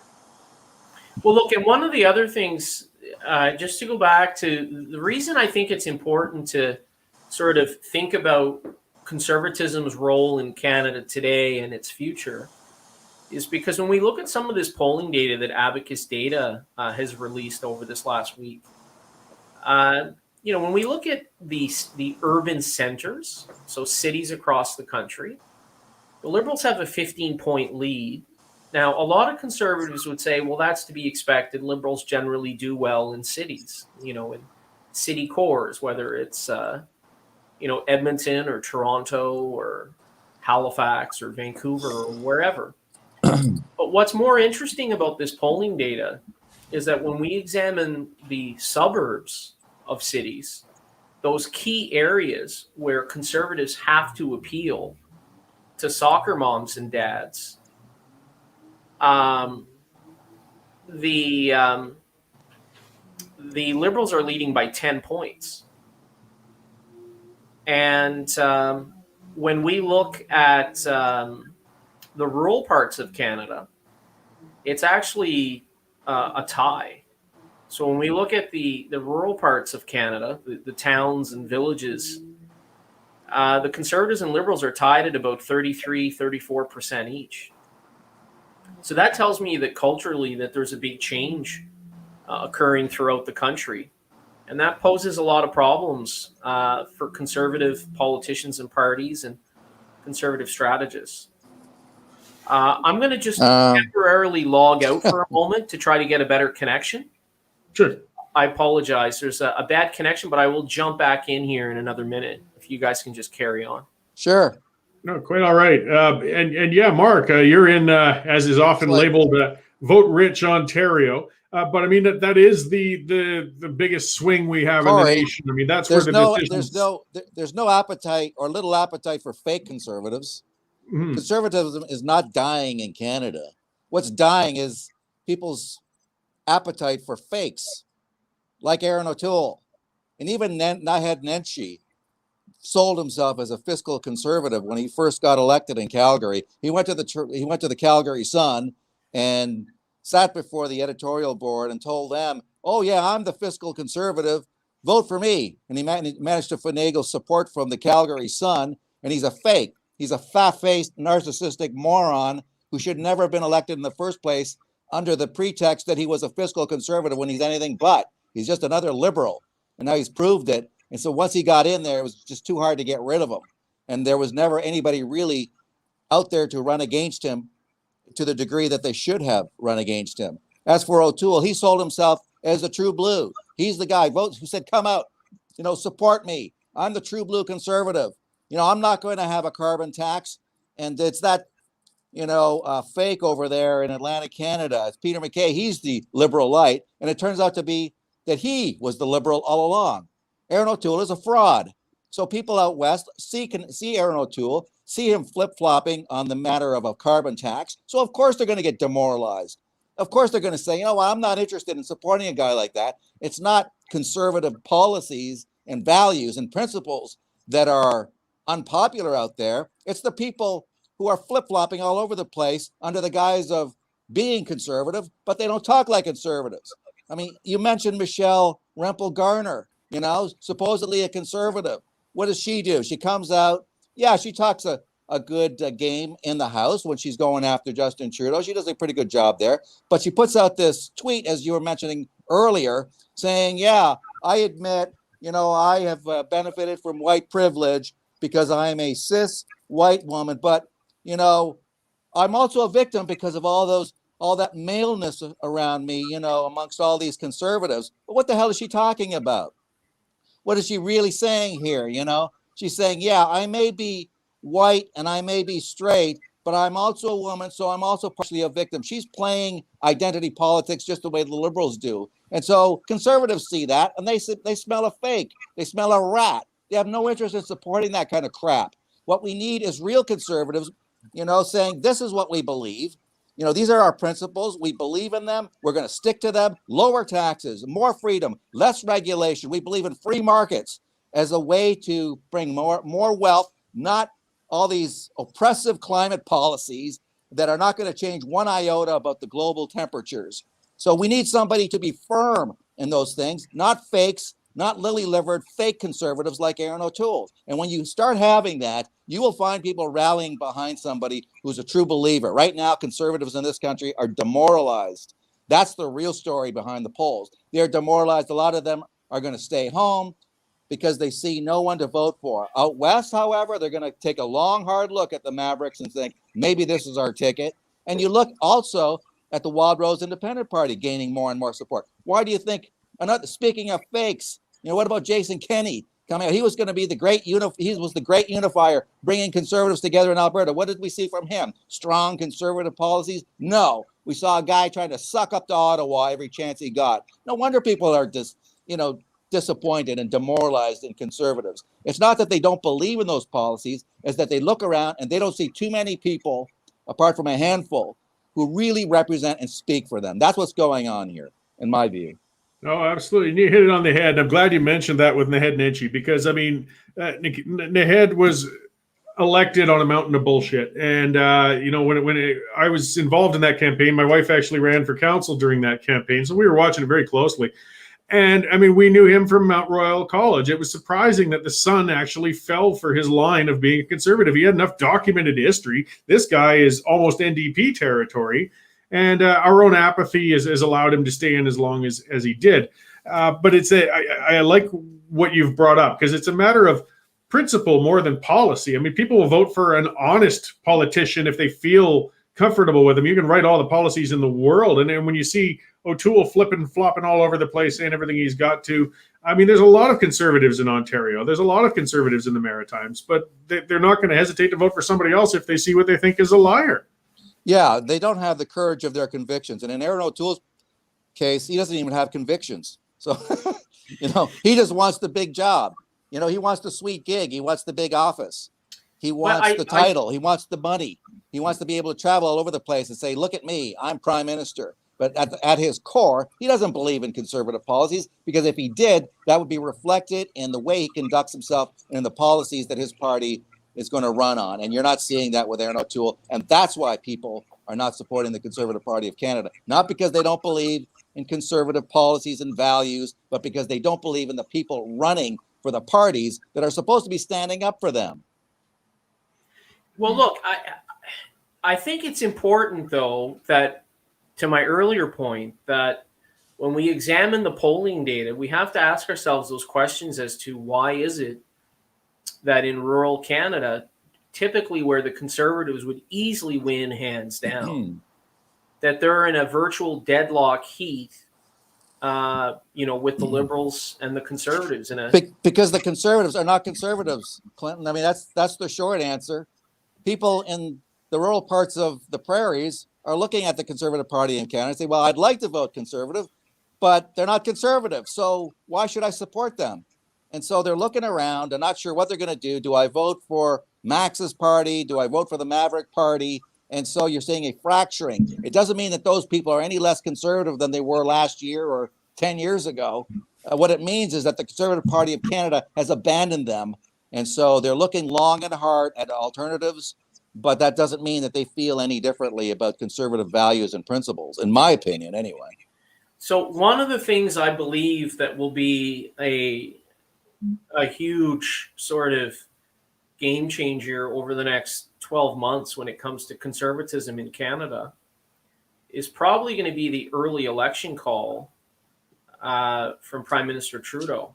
You know, like I've heard from multiple people that have indicated that the writ campaign will most likely begin on August 1st. But then in the last week, I've heard that timetable has been sped up. And the reason it's been sped up is because the polling data is just so strong that the Liberals would rather go sooner rather than later because they sense a majority government. And, you know, if it is a major defeat for the Conservatives, this is going to give them time to rethink what they need to do in order to win. Because, you know, if there's a Liberal majority, that means basically the Conservatives out of power for a decade, you know, by the time you get to the end of 4 years. And well, so, they brought it on themselves, as far as I'm concerned. You know, 2 rigged leadership races in 3 years, you know, treating their base like a giant ATM machine, playing them for fools. You know, people have had enough. And then inserting a guy who was probably the least conservative of the bunch of the people running. You know, if you compare him even to, you know, Leslin or Derek Sloan or Peter MacKay, this was the furthest left of the bunch, a guy who's only in the Conservative Party because of his old man. He was the conservative, and I guess Aaron just went along for the ride. And so people are fed up. People are angry with the Conservative Party of Canada. That's why they're not giving them money. That's why they're looking around. So maybe the Conservative Party of Canada needs to be wiped out, you know, to make way for something else. Because right now it's a very corrupt party. It's betrayed its base. They install this dud of a candidate who's a wannabe Liberal. And so now Conservatives are looking around, and I suspect out west they're going to give the Mavericks a long, hard look. And this country could look very, very different after the next election. Very politically as fractured as it's ever been. I mean, it's good. It should be an interesting election.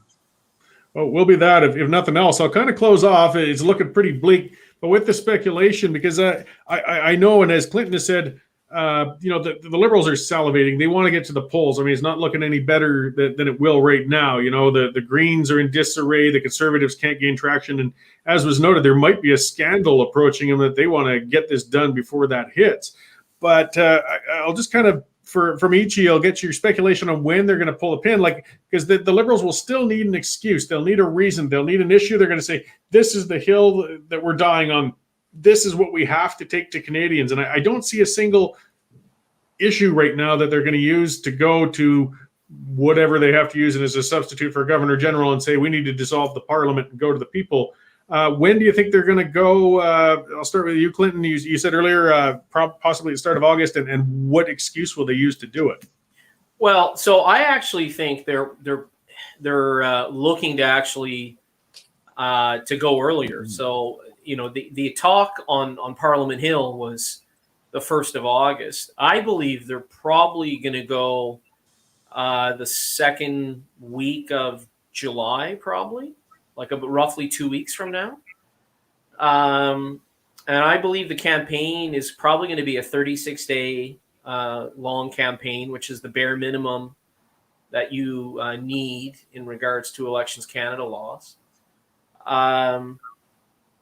And as far as the rationale for what they will use, look, we've heard a number of member of parliaments on the government side say how unworkable this minority government is. And as Mark alluded to earlier, you know, there are lawsuits that are either being instigated or threatened towards the Speaker of the Canadian House of Commons in regards to, you know, intelligence briefings and documents and those kinds of things. And so the government may say that this has gotten so bad that we have no choice but to go to the Governor General in order to seek a majority. And look, it depending on the questions that the public starts to ask, it could be problematic for the Liberals. It's not a guarantee that that they're going to stomp to a huge majority. Any government can lose, but it looks like the expectations are so low for Aaron that that even if he exceeds expectations, the bar will be so low that no one will pay attention. So that's kind of how I view things unfolding here over the next, say, 2 to 3 weeks. And what do you think, Mark? When's it going to happen, and how are they going to go? Well, Clinton is right about some possible headwinds for the Liberals because, frankly, nobody likes Justin Trudeau. Young people don't even like him. You can see that reflected in some of the polling. So, yeah, he's doing better, certainly, and he appears headed for a majority. But a lot of Canadians know he's a fraud, know he's a fake. This guy positioning himself as somebody who's going to represent, ethnic diversity and fairness, and he's going to tackle racism. This is a serial blackface wearer who has abused more women in his caucus than any prime minister in the history of this country. Whether you go back to elbowing that New Democrat, she's obviously not in his caucus, but early on he was manhandling a conservative and he elbowed a woman in the chest. He alienated Selena Cesar Chavez to the point where she felt she was just nothing but a token black woman. And when she said that she didn't want to run, he reduced her to tears. Right there, everybody could see it. They could see how abusive he was to her. And she wrote about it. And she said he was fake as a F word. Then you had, of course, the treatment of Jody Wilson-Raybould, booting her out because she wouldn't bend to his will and wouldn't acquiesce to his demands that he give SNC-Lavalin a get-out-of-jail-free card. Then, of course, Jane Philpott booted out. This guy has treated women incredibly shabbily. So for him to come out and say, look at me, the great feminist, vote for me, that just doesn't wash anymore. Everybody knows he's a fraud. Everybody knows he's a phony. So those are the kind of things that he is facing now as he's going out, trying to bring back some of that magic that he had from 2015. But unfortunately, conservatives are demoralized. We're starting to see a bit of a surge for the New Democrat Party. So that may actually be a huge fly in the ointment for Justin Trudeau as he tries to drag the party further left. We're talking about some of, if you see censorship, bringing back the hate law. Remember what he did in Quebec, where he said, Quebec is a nation and French is its official language. Well, how is that going to fly out west? Where Albertans would say, well, excuse me, maybe we're a nation too. And maybe English is going to be our official language out here. So it's starting to cause huge rifts right across the country. I just want to jump in. One of the things I want to also mention, just to some of those earlier points, in regards to what Mark is saying, and I may have missed it when I had to jump out due to my poor connection. Sorry about that earlier. Is that, besides the Maverick Party, the separatist guys there's also, there's serious talk that former Conservative MP Derek Sloan is going to have a new political party that he's getting ready to unveil. And, that I'm guessing is a party that could probably appeal to a lot of the social conservative vote that exists out there. And so if Derek is successful at launching a new political party before the general election is called, that could eat away at a lot of Conservative Party support. And so that's not helpful to Mr. O'Toole or the Conservatives. And then, there are sort of what I like to call kind of the fringe elements out there, like kind of the Max Berniers, the sort of anti-immigration types that could also eat into Conservative Party support. So it's strange because we're seeing the Green Party collapse. And by the way, I think not only will we see a new Conservative Party leadership race, but I think the Green Party may be facing a leadership race because I don't believe Anime Paul is going to survive over the next 6 months. And to Mark's point, if the New Democrats can't get their act together, Jagmeet Singh may be looking for a new job soon as well. So I think we're in for some exciting times when it comes to, watching politics and kind of seeing how everything unfolds here over the next 30 to 45 days. Well, for political wonks like us, there's definitely going to be lots to watch over the next couple of months. Probably not good by the sounds of it, but definitely worth discussion. Maybe we'll move on to better things. We're moving on to a heat wave here in Alberta. I'm not sure what the eastern forecasts are looking like. It looks like Mark's enjoying the outdoors right now. Yeah, it's overcast, but it's cool. It's not hot at the moment. It's so we'll look on the bright sides we've got and celebrate Canada Day next week, where it's still allowed, anyways. And watch for how little Justin Trudeau says about how good Canada is.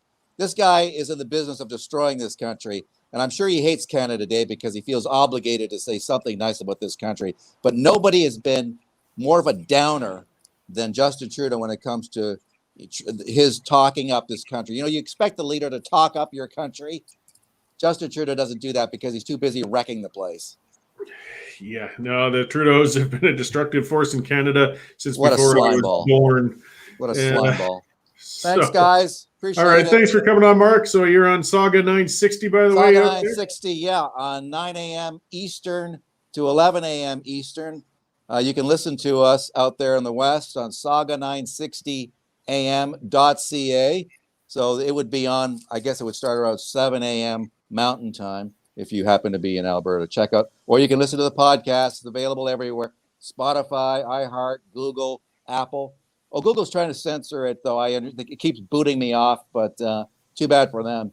You can find my podcast if you look for the Mark Petroni Show. Thank you very much, guys. Thanks, Mark. And Clinton, I see you've got your Twitter handle up on there. And I got to ask, though, what's that Cow Bay love thing about on your shirt there? So Cow Bay is a surf community in Canada. So it's I live in Cow Bay, and it's an ocean beach community.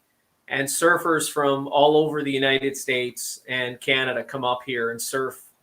Winter months, summer months, it doesn't matter. And there's no cows there. There's no cows there. No, there's no. Well, there's deer. So there's you can get a decent steak, but yeah. Well, there's deer and that kind of thing. But it's surf country. So if you like spending time on the ocean, in the water, and that kind of thing, Cow Bay is it's the best place in Canada.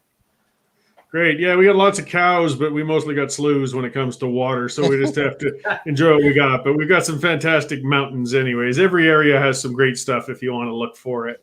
So thanks again for coming on, guys. We'll see you at some point, I'm sure, as the campaign gets rolling along and try to chart the future of this country or what's left of it. Thanks, guys. Great. See ya. Thank you for having me on. Thanks, Glenn. Bye. All right. So, yeah, I always love when I can get those guys on. Like I said, and as Mark said, I certainly agree with him. Alberta needs to just get more introverted. Quit apologizing for being what we are. And again, I've said it before, we should emulate Quebec. Just get into it for ourselves. Don't worry about the rest of the country. And I got a feeling we're going to see a heck of a lot more of that attitude come along after this federal election, where we're probably going to be seeing a liberal majority coming in. Yet again, we can't get rid of these guys. We keep creating rotten conservative alternatives to vote for. It's going to be interesting seeing what springs up coming out there. Sloan, yeah, he's trying to get something rolling. We've been hearing those rumors. Though the logistics of getting a good campaign base going, I mean, he can cut in, he can get some candidates out there, specifically, I guess, on the social front and some things. How much of a bite he might take, I don't know. Somebody was saying that maybe he'll kind of tag team with Hillier, and there's a bit of an Ontario base that he can nibble at. I mean, some of those swing seats, if this election is going to be this tight, you can't underestimate anybody anymore. A lot of races are going to be decided by literally a couple or a few hundred votes, and dismiss Bernier and dismiss Jay Hill, at your peril. they can be the decision maker in those constituencies because of conservatives who just can't stomach voting for Aaron O'Toole's party. Calgary, look at those numbers. Look at the numbers from past elections. We've got, Calgary Centre, some of those Northeast ridings. Edmonton, we've got an NDP member sitting in there. We can't sit here and say it's impossible to get Liberals in Alberta. It's very possible right now. O'Toole is just not winning the hearts and minds out here. And it's going to have to be another election cycle. I'm starting to get along the lines like one of the commenters, Albertans, was saying is accelerationism. Let's just pull off the Band-Aid. Get Trudeau in for a majority so we can quit pissing around and wasting our time on the federal front. And let's get moving on the Wildrose Independence Party. Let's move towards the real referendums and not just this equalization one that's just going to get thrown back in our face. I'm supportive of the equalization referendum because I want to see people practice campaigning. I want to see them learn how to win a referendum because that's what we have to do. We don't just have a referendum, we got to win it. And that's a whole different type of campaigning, and this is a good practice run. So this equalization campaign will not be a waste of time, despite what some people are saying about it. It's a trial run is what it is. It's a dry run. And when we get a Liberal majority, I tell you what, we're going to start getting the atmosphere for the real campaign. And this country is broken. It really is. I mean, we pit regions against each other. We can't seem to get good government. We just get effective politics from some of them. I mean, as Mark pointed out, this is a prime minister. He's faker than Anna Nicole Smith's tits were, for crying out loud, and we can't seem to get rid of him. I mean, they call him a feminist, and he's been one of the worst abusive prime ministers against women in living history. He's worn blackface multiple times. And let's talk about that double standard. If any conservative had even had a brown smear on his cheek for 5 minutes, he'd be finished in politics for life. What does it take to get a good prime minister in this country? So people are feeling the same way, and particularly in the West, particularly in Alberta. So maybe it's time to move towards that nuclear option and start, the thing is, it doesn't have to be over, guys. If we can't, the Constitution is part of the problem. The system is part of the problem. It's deeper than just who's at the top. And that's what people have got to realize. Even if we got another good conservative leader, if we got somebody in there, Harper came back or somebody of that sort and ran it for a term or even 2 terms, the system's still broken. It doesn't change. If anything, it drags it out longer. We need to change the system. And we saw from Meech Lake and Charlottetown, for those of us old enough to remember, it's almost impossible to change the system, unfortunately. It will take a serious crisis to make the country ready and willing to change the system. And I can't think of one more serious than to have a province voting to leave. That's it. We're out. The Clarity Act tells us how to do it. A clear question, yes or no. And at that point, the country is, according to our local legislation in Canada, obligated to negotiate our secession in good faith. So you know what? Let's get Prime Minister Trudeau back in there. Let's give the jerk a majority. It's not going to... We're not going to hurt any worse for it. And then we can just start planning on what really will change things. And that's independence, because nothing else is going to. We're just beating our heads against the wall. But either way, we might be in for a summer campaign. I differ with Clinton a little bit on that one. I don't think they're going to want to go in midsummer. We'll see. I mean, that's the beauty of a parliamentary system. Summer campaigns are difficult. I mean, people are distracted. I mean, you kind of do informal campaigning. You hit the barbecues, you hit the summer events, and you do things like that, and the handshaking. But when it comes to outright door knocking, trying to catch people when they're at home, catch their ear, they're busy vacationing. They're busy doing what they can, particularly this year, even if it's local campgrounds and such, due to travel restrictions, it's going to be a hard time to campaign. I'm thinking maybe mid to late August. See, my internet's fading on me here too. One of those days. And we'll be into a September election, but we'll see. It's definitely coming soon. You don't have to read that hard in the tea leaves for it. So I'll wrap up. Thanks for those hanging in. We had some great content, even though we had a number of technical challenges. I'm going to probably try and get Linda on Linda Slobodian on Monday. Because like I said, she writes some fantastic columns and does some great investigative journalism. As Dave said, she's working on more stuff right now. So getting her on for a chat will be great, and we'll iron out those issues. And again, I got to thank and speak to our sponsors. I'll start with the Resistance Coffee Company. It's starting to wear down. I'm due for another cup. I've been ranting for a long time here now, but these guys are great. They don't support politically correct causes. They are not a woke company. They're quite the opposite. They'll take 10% of your coffee order money and give it to good, organizations and causes that are fighting for your constitutional freedoms. You're not going to see it go to Sierra Club or Greenpeace or PETA or any of those lunatics. It's going to good things like the Justice Center for Constitutional Freedoms, for example. So go to resistancecoffee.com, and when you buy your first order, you put in the promo code Western Standard, all one word, and then you get 10% off your first order. So the 20% of what you're spending is all good. 10%'s a discount, 10%'s going to a good cause. And as I said earlier, I did order it. I did get it at home. Jane and I have been drinking it. It's really good coffee. So it's not like you got to gag down some bad coffee to make a political point or support us as sponsors. You're getting good coffee for your money as well. And back on to the other aspects of rights.